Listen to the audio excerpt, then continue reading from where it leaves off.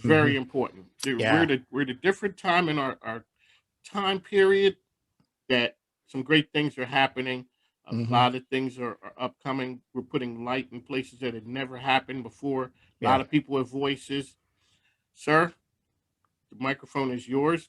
Let these good people know what's happening out there. I love the way you said it. We're putting light in some new places. And one of the places where we are trying to shine a light is with our wonderful Black entrepreneurs. Richmond has this beautiful legacy of Black entrepreneurship. Just look at Jackson Ward and the place that it had, not just in Richmond's history, but in our nation's history. So last year, and shout out to Start at Virginia, our friends over there, they are sponsoring the work that we're doing right now. Had a conversation about what could Startup Virginia do. And I talked about, this real need for quantifying the success of what's happening with our Black entrepreneurs, with our Black business owners. Mike, if you said, I would love a list of all the Black businesses in Richmond, doesn't exist. Right. Doesn't You exist. know, until we started, until I'd worked with Kelly and Mimi and Amy before, if you had asked someone what the Black restaurants were before, Yeah, so now this is another example of that right there. it is.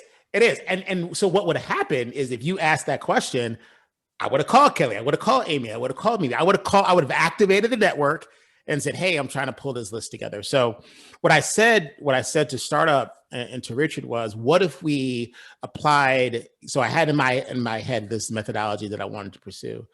So what if we actually started to quantify the success of our Black businesses?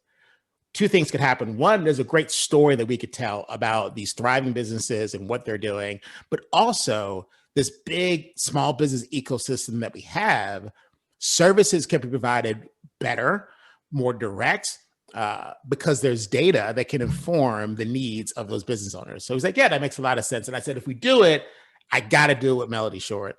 And she's a friend, but also her work has been across some really big brands across the country.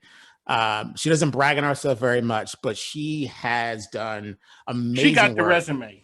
She does, She got and the just resume. she's a beautiful human, and I'm glad that I get to work with her as much as I do on this.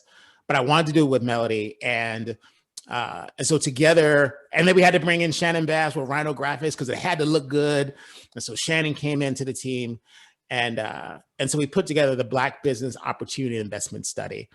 And so we're trying our best to quantify, to list out the Black businesses that are doing work in the city. So you're serving the city, or you're actually founded and led and licensed in the city.